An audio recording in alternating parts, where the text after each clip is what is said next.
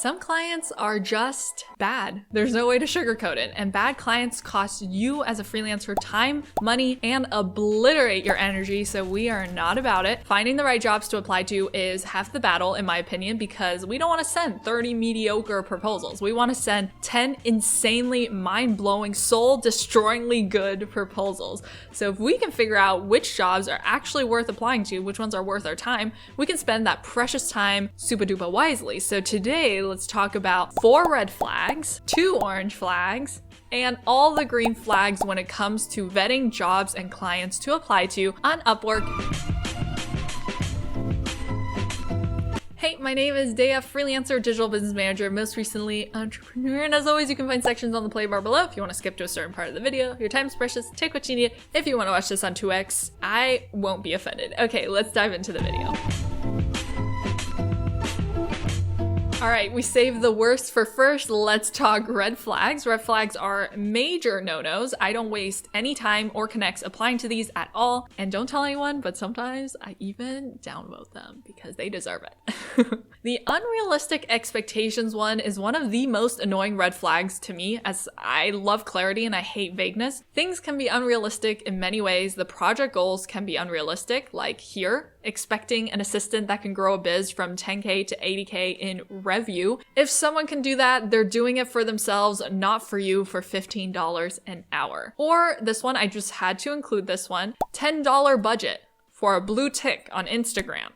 Don't everyone rush to apply to this job at once. Or the timeline can be unrealistic, where they're asking for you to move the sun and stars and it needs to be done by end of day today, or worse, ASAP. And the pay can be unrealistic. $20 to research, write, and voice over a 7-minute script. That's unrealistic to me. Or my favorite is when people are looking for intermediate or advanced freelancers with more than 5 years experience and are generous enough to pay maximum $10 an hour for it. That's unrealistic. And it's already such a bad sign that that is what they think is fair to pay somebody for the skill set that they are bringing. Next up is what I call the payment optional. You will spot this from a mile away when they use languaging like, we will pay if we like it. We will give you the project if we like the sample that you make for us. We will start with an unpaid trial to see. If you're doing free work for strategic reasons like learning or building a network or connections, okay, fine, I think that's great. But otherwise, no, we're just not about that. We should, downvote that. People should not be doing free work for you. It is not a privilege to do free work for you. The next one is the hit me up.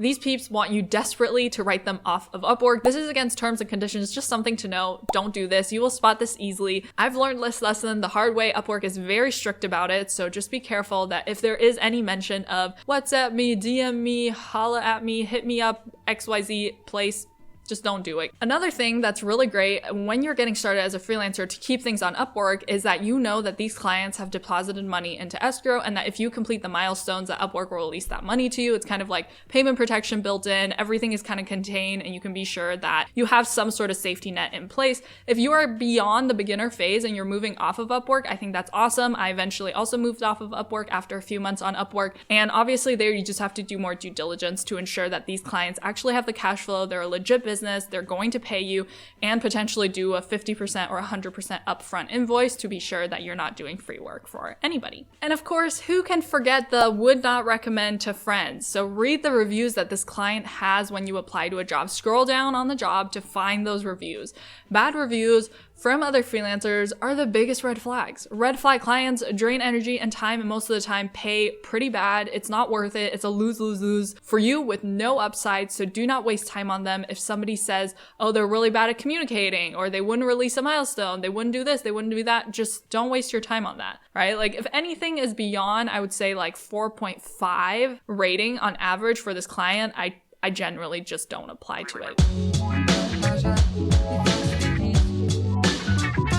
Next up are orange flags. Orange flags are, okay, concerning. You may need to do a bit of legwork to figure out if you want to escalate it to a red flag or if the client just really doesn't know any better, because that is often the case. Sometimes people are hiring freelancers or contractors for the first time and they just really don't know and they've never done it before. And so it's our part to do a little bit of education if we're feeling up for it. So the first one is what I call the, huh?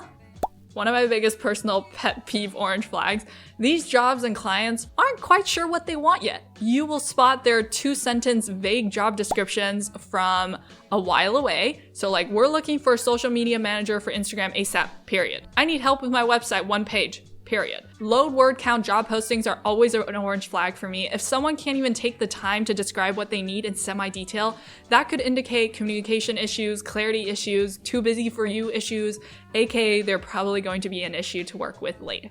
To turn this into a green flag job, you need to be sure you have complete clarity on the expectations, what is expected of you in this project before you ever sign them on as a client. Otherwise, I promise catastrophe. Next orange flag is what I call the sus profile, and it's what it sounds like. It's a suspicious profile.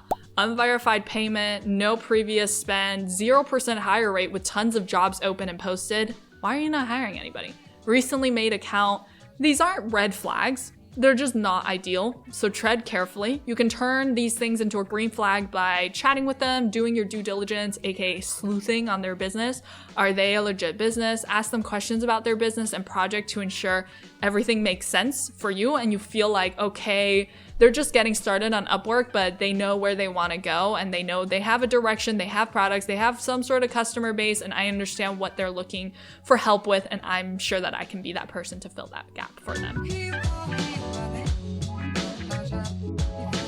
Green flags are yes, yes, yes to apply to, and apply to ASAP, because the really green flags will be snapped up before you can blink. And one of the biggest lessons I've learned when it comes to freelancing and clients is that it's so much a two-way street. It's not just about the client vetting you and being so gracious in offering you the job. It's about you vetting the client and being so gracious and offering them your help.